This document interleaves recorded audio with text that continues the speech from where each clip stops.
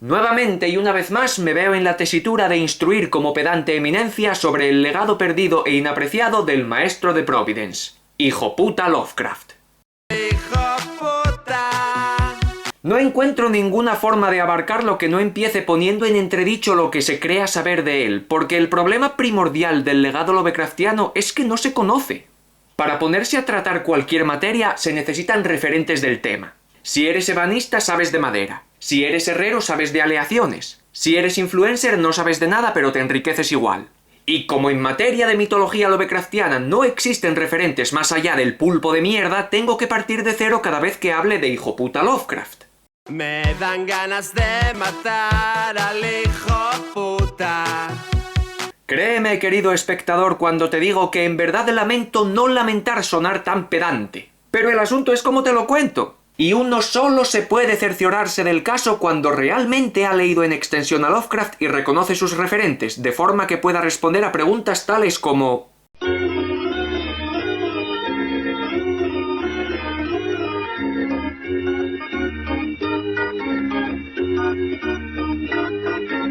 Si tienes todas esas respuestas, enhorabuena, eres fan de Lovecraft y no un pseudo friki que salta cada vez que se hace una referencia a Cthulhu. Y ahora, los referentes. Hay un conglomerado de elementos y recursos que Lovecraft usa y que sistemáticamente hacen reconocible su estilo, el subgénero del horror cósmico. Según han evolucionado los medios y la ficción, las historias más fantásticas han adoptado y empezado a explotar mucho ciertos temas que Lovecraft usó de forma pionera.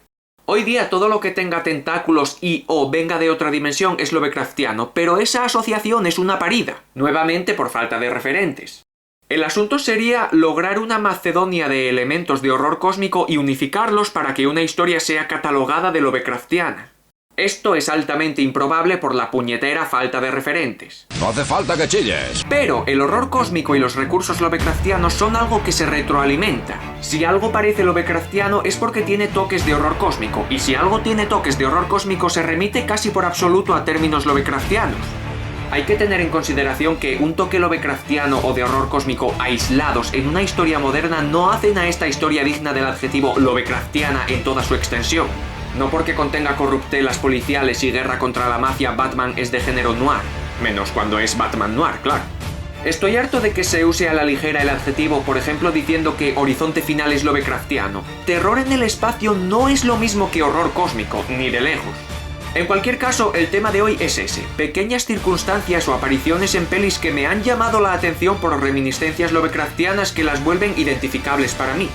Voy a establecer una escala improvisada para baremar más o menos el grado de afinidad al estilo lovecraftiano que me causan estas apariciones.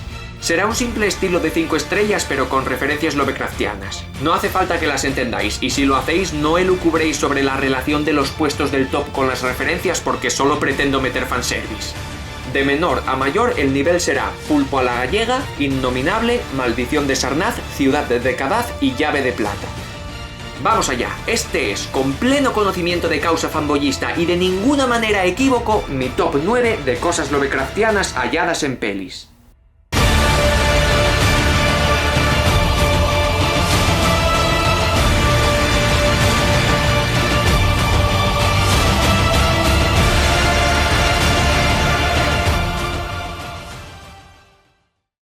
Número 9. El Obscurian, de Animales Fantásticos y dónde encontrarlos.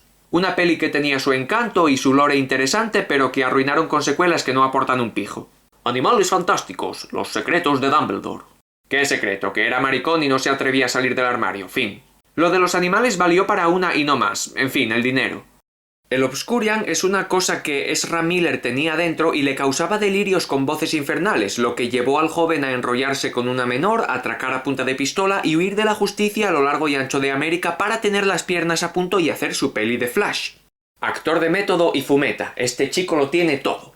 ¡Vicentín, que te va a dar algo! ¡Me da igual, hombre! ¡A tope!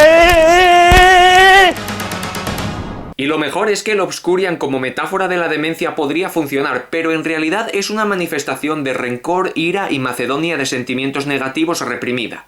Cuando este complejo entramado de emociones sobrepasa el medidor del susto jodidómetro, el Obscurian o el sujeto que lo contiene en cuestión se convierte en una agresiva nube nebulosa negra con iridiscencias y destellos fatuos que arrasa con todo lo que pilla. Es literalmente mala leche, más bien en este caso vapor de mala leche. Tu violencia no hace más que denigrarte.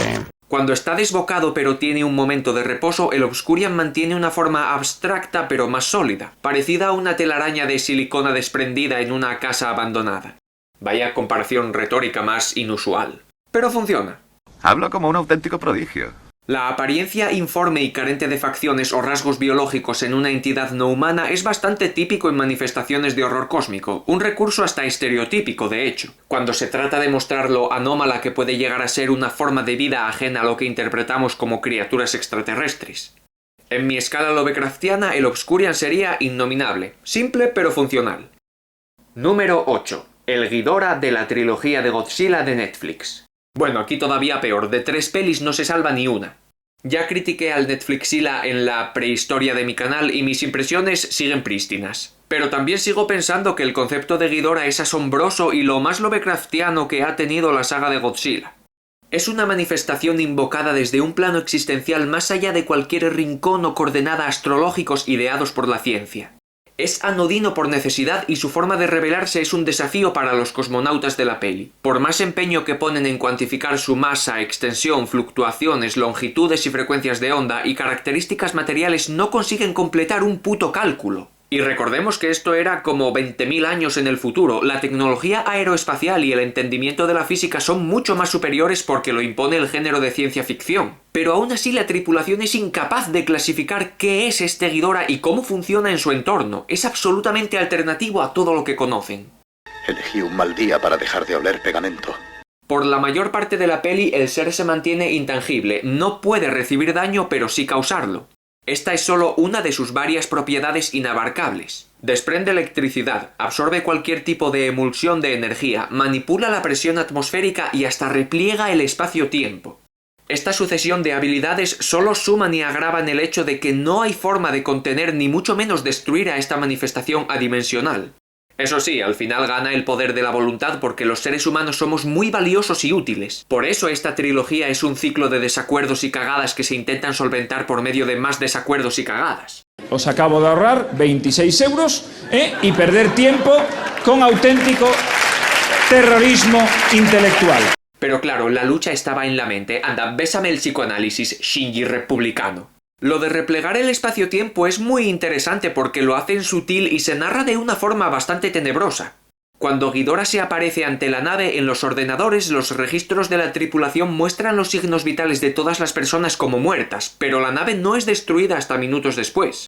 Causa bastante desasosiego que de repente aparezca algo que no es del universo conocido y te digan que estás muerto pero tú sigas plenamente consciente de lo que pasa. Es como un presagio para cagarse en los pantalones y también sirve como una especie de figura retórica, profética y macabra que podría otorgársele el mérito de ser un toque de horror cósmico literario.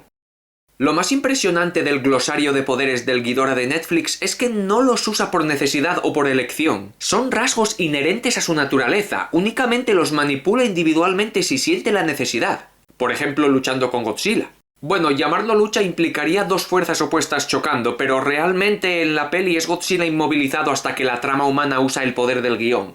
Es el pedazo de mierda más aburrido que yo haya visto y me duele decírtelo a la cara.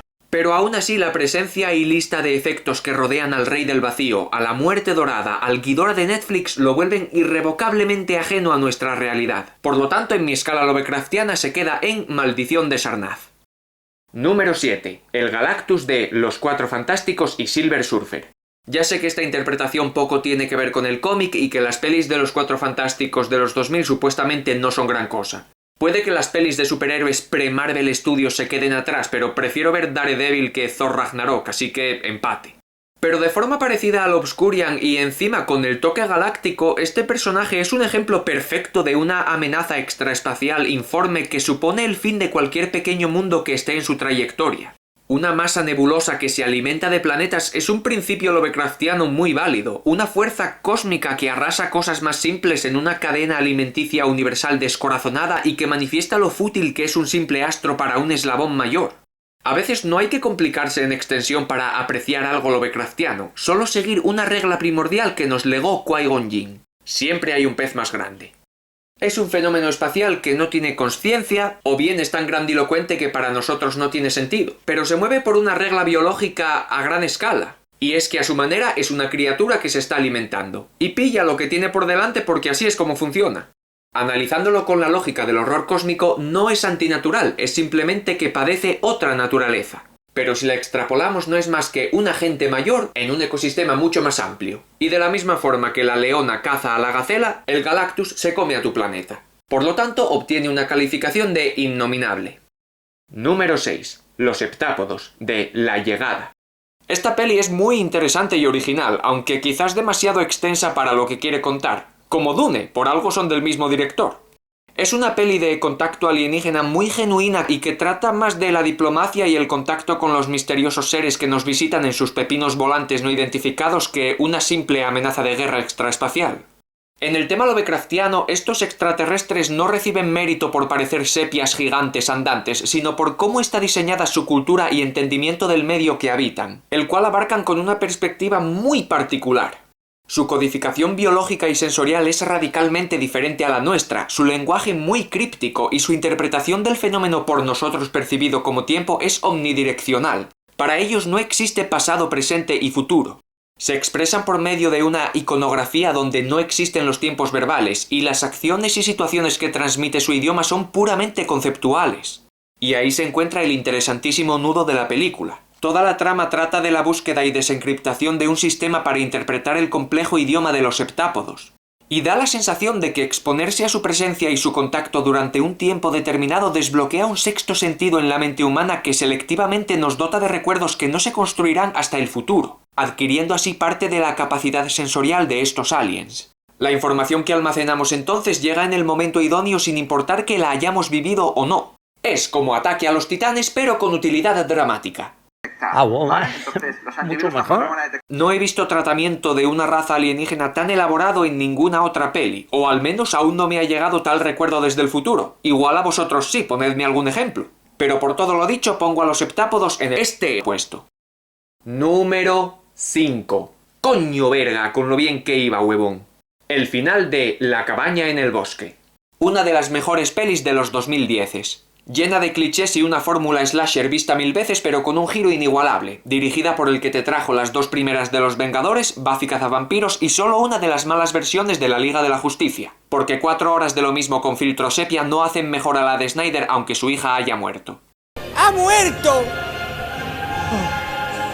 ¡Ha muerto! ¡Ha muerto, muerto, muerto, muerto, muerto, muerto, muerto, muerto, muerto, muerto, muerto, muerto, muerto!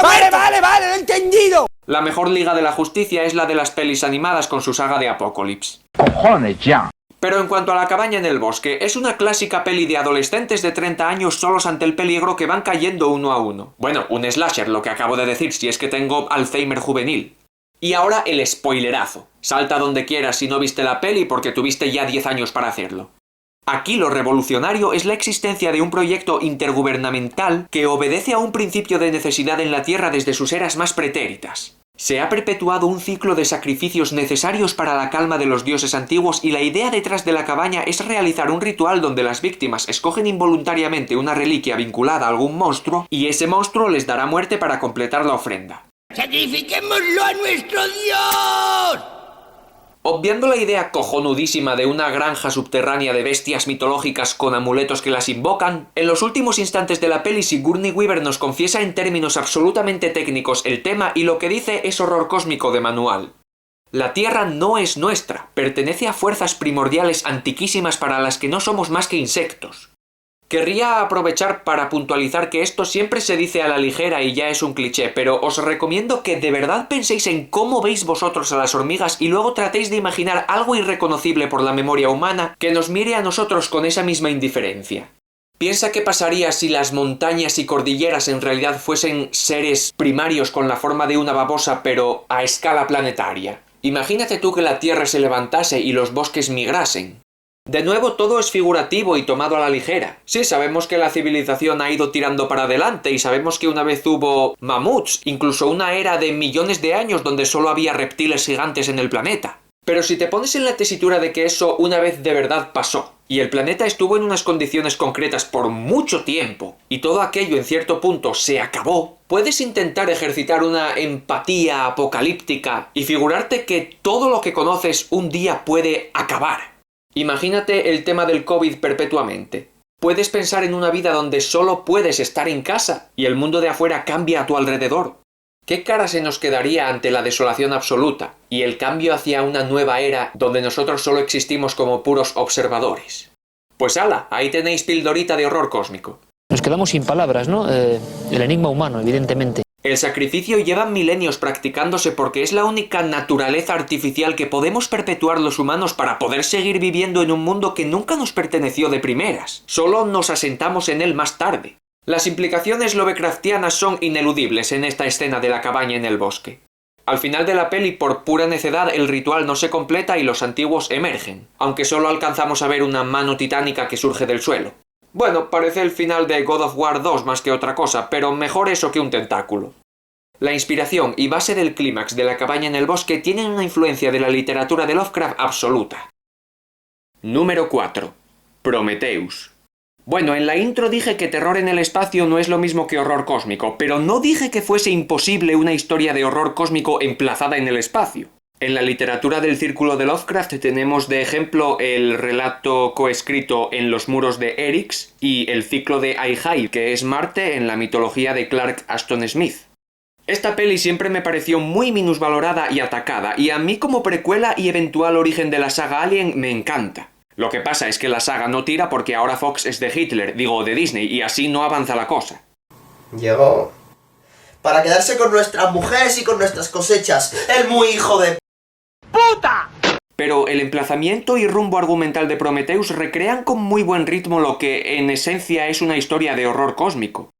Llegar a un lugar desolado, desconocido, sin historia registrada, guiados por una sola pista misteriosa y abstracta que parece el eco de una era ya extinta y olvidada, pero quizás viva aunque durmiente, y toparse con una revelación que amenaza a la humanidad es un viaje con unos pasos seguidos al dedillo para componer un relato de género lovecraftiano. Como esquema, la trama de esta peli, incluso si es por coincidencia, recrea de forma muy lúcida el estilo del escritor. No hay nada especialmente abominable o monstruoso, aparte de un chipirón nacido por cesárea. Pero sí hay un suspense y una implicación en los giros de la peli que consiste en que la humanidad conozca lo ínfimo y patético que es su lugar en el panorama universal. Así que eso, en mi escala por lo menos, es nivel maldición de Sarnath. Número 3. La Cosa. Esta criatura no merece el primer puesto, pero sí es un ejemplo imposible de pasar por alto como alienígena. El emplazamiento de la peli se puede considerar una alusión a cualquier conspiración ufológica en un paraje tan aislado como el Polo Sur o bien a las montañas de la locura de Lovecraft, donde también se encuentra en la Antártida a un prehistórico horror de otro mundo. Esa interpretación dual queda a juicio de la audiencia, pero por su biología la cosa se gana con honores el título de monstruo de horror cósmico.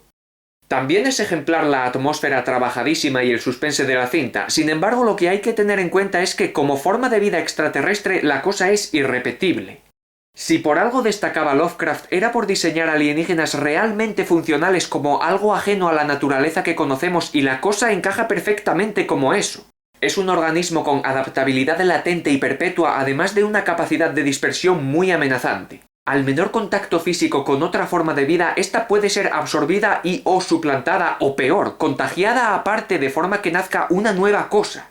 Son emprendedores, hacen cosas. Para llegar a hacer una imitación, el bicho necesita su intimidad, como todos cuando vamos al váter.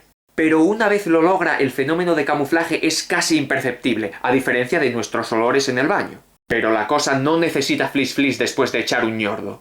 No puede emular material inorgánico, pero aún así es una amenaza más que considerable. Nunca sabremos de su origen o procedencia, ni mucho menos de la cantidad de órganos, apéndices, mecanismos de defensa, sistemas y recursos evolutivos que pudo haber aprendido en incontables planetas antes de llegar al nuestro.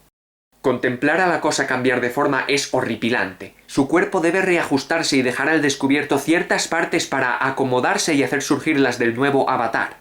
Esto resulta en una vorágine sanguinolenta, pulposa y dantesca donde pueden quedar a la vista una infinidad de músculos amorfos, fauces deformadas, patas arácnidas, tentáculos espinosos ¡y tetas! Un espectáculo abominable que solo se puede describir con un palabra oculto de los que usaba el colega HPL. ominoso. ¡Ah! ¡Joder, qué susto! ¿Eres gilipollas o qué?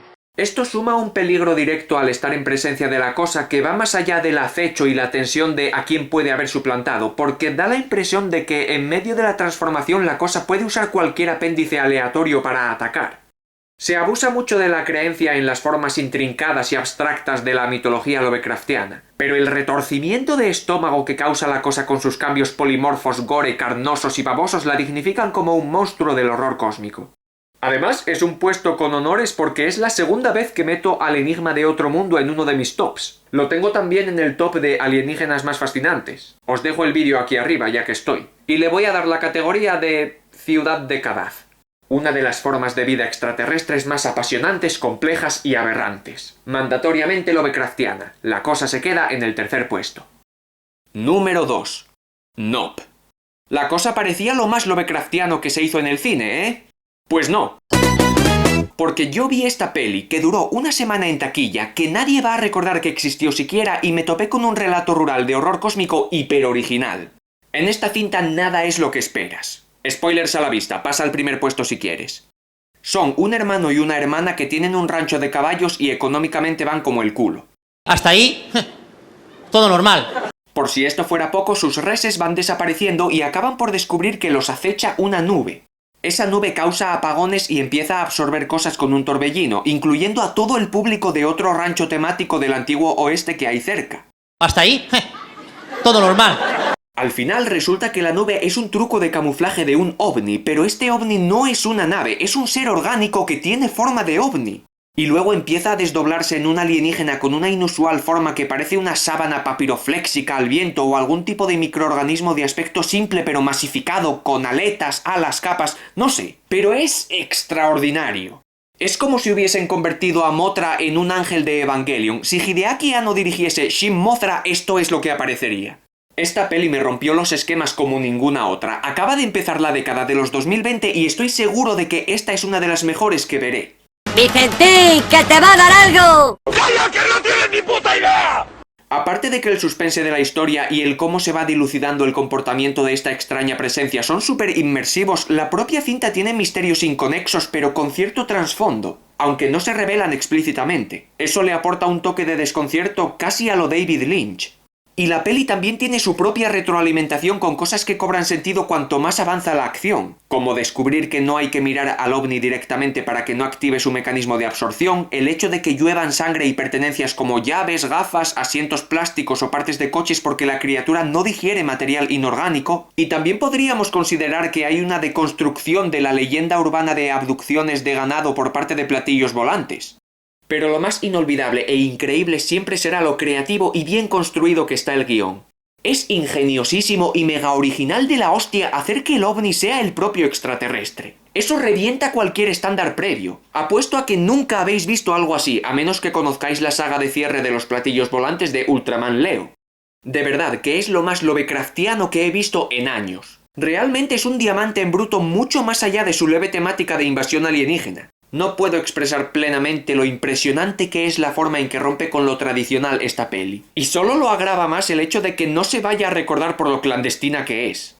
Un protozoo extraterrestre disfrazado de nube que se abastece en un aislado panorama rural comiéndose a los caballos y a los vaqueros. Simplemente irrepetible. En la escala lovecraftiana lo pongo en llave de plata. Y aquí llegamos. La cosa más lovecraftiana que me he encontrado en la ficción. En el puesto número 1... El planeta prohibido. Esta peli del año 56, considerada algún día como un pedete de bajo presupuesto, ya consta como clásico de la edad dorada del cine, hito de ciencia ficción y en esta ocasión particular, una de las mejores narraciones de horror cósmico jamás dirigidas. La propuesta se me hace similar a Prometheus en esencia, es el hombre encontrando un horror alienígena ancestral en otro mundo cuyas raíces aún pueden alcanzarnos y arrebatarnos la paz mental. A nivel cinematográfico, esta cinta fue un referente para Star Trek, Odisea en el espacio, Perdidos en el espacio, y Robbie, el robot, se convirtió en una figura temática que salió en otras obras, como la propia Perdidos en el espacio, La dimensión desconocida y hasta Colombo. También se la ovacionó junto a otros clásicos de ciencia ficción mencionando su título en la canción de apertura del Rocky Horror Picture Show, el mejor musical desde que el mundo es mundo, y a la cual debo el nombre de mi sección de vídeos Science Fiction Nerdy Feature, así como su sintonía.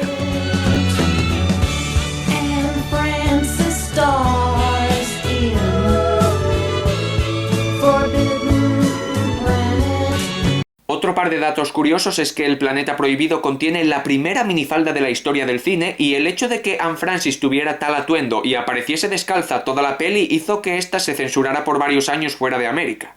Te vi en aquella película, zorra, cerda, puta. Es el siglo XX, my boy. Los tobillos son para las furcias. También es la primera y última peli donde verás a Leslie Nielsen sin el pelo blanco. ¿Con quién te crees que estás hablando, jovenzuelo? Es el siglo XXIII y Leslie Nielsen va en una nave espacial por el espacio espacial rumbo al planeta Altair, donde hace 20 años otra nave de la Federación de Planetas Unidos desapareció en aquel mundo con toda su tripulación. A pesar del desaviso de su único habitante y superviviente, aterrizan y son recibidos por un ingenio robótico avanzadísimo, si lo consideras en los 50, que los lleva hasta la morada del Dr. Morbius, a quien puedes esconder entre estas pelis sin notar la menor de las diferencias. El científico perdió a su mujer un año tras la catástrofe, no sin antes concebir a una hija, a quien tarda en presentar a los visitantes y aún lo hace con recelo porque la muchacha ha estado aislada de cualquier rasgo de civilización. Jamás ha entrado en contacto con otro ser humano y esto preocupa mucho a su sobreprotector padre. Morbius expone la tecnología de alta gama que compone su hogar. Esto te va a fascinar. Placas resistentes a cualquier amenaza meteorológica hechas con un metal de gran tonelaje pero liviano y maleable. Espacios virtuales para recrear entornos naturales con el máximo realismo, la fidelidad inquebrantable de Robbie el robot que sigue las leyes de Asimov, y la forma en la que su hija y el profesor se abastecen, que es precisamente gracias a Robbie. En su interior tiene una especie de procesadora de alimentos sintéticos que son prácticamente idénticos a los orgánicos de verdad, los cuales Morbius puede cultivar y luego los mete en la máquina, que es esencialmente una impresora 3D de recursos para el consumo. Ahora tu vida está más excitante. Después de chulearse con su tour casero, Morbius se chulea un poco más a lo Jimmy Neutron diciendo que él mismo diseñó y construyó a Robbie así como su casa del futuro. Bueno, en el futuro ya están, así que sería su casa del presente, solo que chévere. Entonces, y aquí viene lo interesante, guía a los cosmonautas hasta un sótano repleto de maquinaria avanzadísima perteneciente a una raza extinta hace 200.000 años. Los Krell. Esta raza se originó con una ventaja de millones de años a la nuestra y edificaron un mundo de prodigios tecnológicos. Bajo el sótano hay unos conductos como rascacielos que descienden millas hasta el núcleo del planeta y en sus laberintos albergan cientos de reactores termonucleares que dotan al planeta de una energía ilimitada. Se podría decir que los Krell reconstruyeron su propio subsuelo artificial para que Altair fuese una máquina en sí misma. Lo que les permitió erigir este entramado de tecnología fue su invención más trascendental, el educador plástico. Un ingenio que daba vida casi material a los pensamientos e ideas a la vez que potenciaba el intelecto. O sea, prácticamente una impresora 3D para el cerebro. Fue haciendo uso de este aparato que el Dr. Morbius fue capaz de construir a Robbie y su casa, pero confiesa que a pesar de conocer más sobre las avanzadas tecnología e inteligencia de los antiguos habitantes de Altair gracias a ella, no sabe nada de los Krell, solo que fueron destruidos de la noche a la mañana en una catástrofe de 33.000 kilómetros que no dejó rastro alguno de edificaciones en la superficie del planeta. Después de toda la exposición, Morbius le recomienda de nuevo a Leslie Nielsen que abandonen el mundo pero lo dejen a él y a su hija allí. La muchacha tiene a mogollón de tíos delante y empieza a sentir curiosidad y coger confianza con los forasteros. Ya sabemos los solos que están los marineros, así que más se agravan las tensiones cuando una noche la nave es atacada y se necesita reparar una pieza, lo que hace que la tripulación se quede más tiempo para disgusto de Morbius.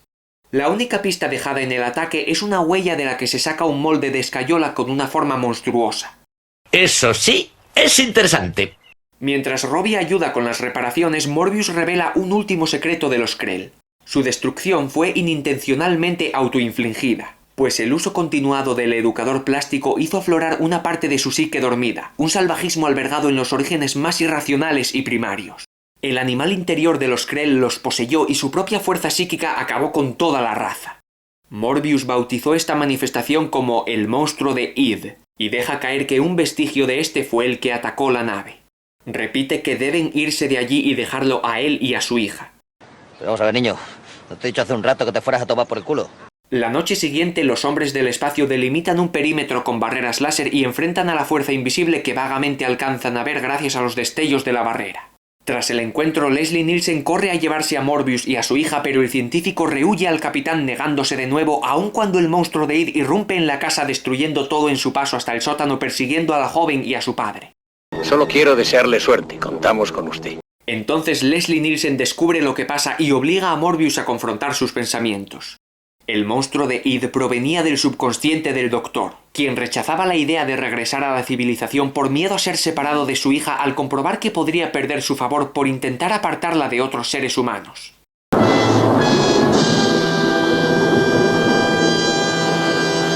Al reconocer esto, la agonía psíquica acaba tanto con Morbius como con su monstruo de Id. Solo quiero desearle suerte, contamos con usted. Esta historia es prodigiosa. No solo tiene el toque lovecraftiano de raza alienígena primordial avanzadísima que pasó a mejor vida dejando un vestigio de su ingeniería que asombra al humano, sino que tiene la carga psicológica del tema sobre nuestros propios fantasmas y demonios personales que nos privan de raciocinio a veces. ¿Quiere que le meta la revista por el mismísimo churullo? Se podría decir que el ansia de Morbius porque su hija permanezca con él tiene hasta una perspectiva que degenera en lo incestuoso. Es muy interesante y barato que el monstruo sea el subconsciente invisible. Le da más profundidad y humanidad a la amenaza, pero sigue molando que el instinto primario lo despierte un aparato de ciencia ficción, porque así se reconecta con el horror cósmico haciendo que lo extraterrestre sea incontenible para nuestro cerebro. Hay además una tercera lectura, y esto ya es teoría mía, que es pensar que el monstruo de Id no era exclusivo de Morbius, sino que en efecto era un vestigio de los Krell. Yo siempre pensé que el atacante era el alienígena. Incluso después de un segundo visionado, aún con el ingrediente psicológico, me sigue pareciendo que el exponerse al educador plástico pudo abrir una puerta para que el Id remanente de los Krell encontrase refugio en el Id del Doctor, haciendo que se retroalimentara y así siguió con su desenfreno. Porque si no iba a haber una huella inhumana. ¿Qué era esa forma que interfirió con la barrera láser y a quien pertenecía ese pie recuperado en escayola? Morbius dijo no saber nada de la apariencia de los Krell, pero desde luego el monstruo de Id que aparece es un ser de otro mundo o dimensión, y justo después de que Morbius cuente la tragedia de los Krell. Estando en el primer puesto, para mí no queda otra que darle a esta cinta el nivel llave de plata. Una peli entre 1.000.000, una historia lovecraftiana como ninguna otra. Fantasmas subconscientes de la psique más primaria y mortal dormida en las mentes de una raza extraespacial antiquísima. Ese es el puesto número 1. Pues esa es mi dosis de friquismo particular para esta ocasión. Temed lo que pueda haber habido en nuestro mundo antes de que el tiempo que no conocimos lo enterrase y rezad a las estrellas. Pero por clemencia, no por bienestar, porque os aseguro que a lo que hay allí arriba no le importamos un carajo. Pídele a Pegaso toda la fuerza que quieras porque no le llegarás a la suela a los poderes del horror cósmico. Comentadme si queréis qué historias o momentos de la ficción nos han resultado lovecraftianos. Prometo juzgarlos a ceja levantada. Aquí os dejo mi lista de reproducción sobre Lovecraft para que conozcáis más de su obra, historias y mundos. Está mal que yo lo diga, pero tenéis una recopilación de lore chéverísima ahí y luego un par de vídeos random míos porque, como dijo algún Shingekitaku alguna vez, solo quiero llamar desesperadamente la atención. Ahora he de irme, mi planeta me necesita.